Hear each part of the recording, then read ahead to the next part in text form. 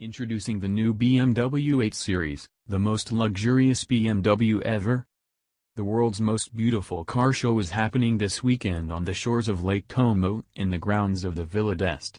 Making a bid for early headlines is this, the new BMW 8 Series.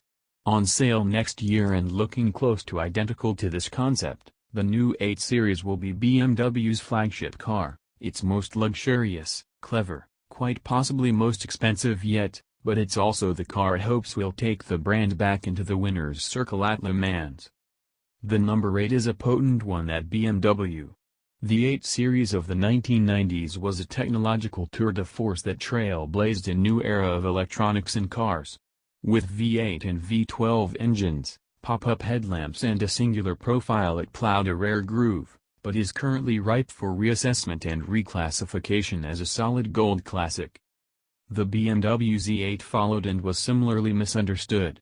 The Z8 heralded a new era of narrative design, widely described as retro-futurism, by very deliberately aping the look of BMW's 507 Roadster from the 1950s. It was and is a drop-dead beautiful car. Clever too with its aluminium structure, yet it failed to make as many friends as it might for, of all things, not being quite as dynamic as a Porsche 911. As if that mattered in a car as beautiful as the Z8.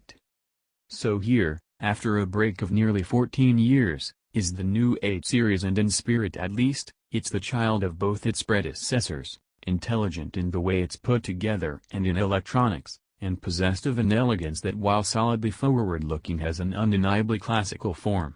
I think it's absolutely beautiful, but then again I am a sucker for front-engine GT cars. The new 8 Series ticks all the boxes it should for men and women of a certain understated profile that no mid-engined cars belong on the racetrack. It's appropriate that BMW has chosen to introduce the new model at the Villa d'Este and its annual Concorso d'Eleganza, an invite-only garden party for the world's most beautiful cars. The Villa d'Este exudes a glamour lost, or if not then rapidly disappearing, in travel.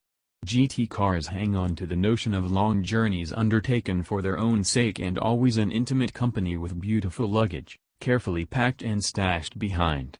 Mid-engined cars are great for the day, GTs are made for longer relationships. Not that the new 8 is in any way soft.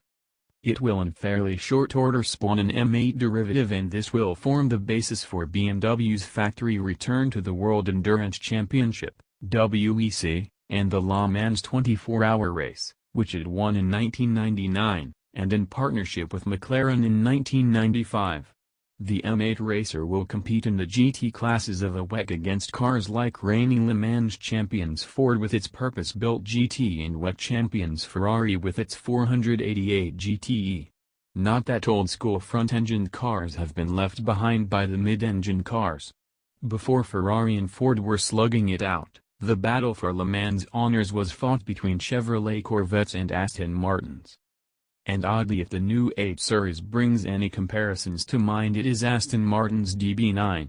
And that's reassuring. The 8 Series is based on the aluminium and carbon fiber dense structure of the 7 Series. BMW could so easily have made it closer in spirit to a two-door 7 Series, as Mercedes-Benz does with its own S-Class coupe. That the BMW clearly has just token rear seats, and a profile and stance that speak of its ambition on the racetrack scream proper GT and not two-door limo. The definitive production car will be shown later this year, but don't expect to see anything radically different to this car. BMW spent last year celebrating its centenary by looking forward as well as back. As a statement of future intent, I'd say the new 8 Series embraces that strategy just about perfectly. If you like the video, please subscribe my channel.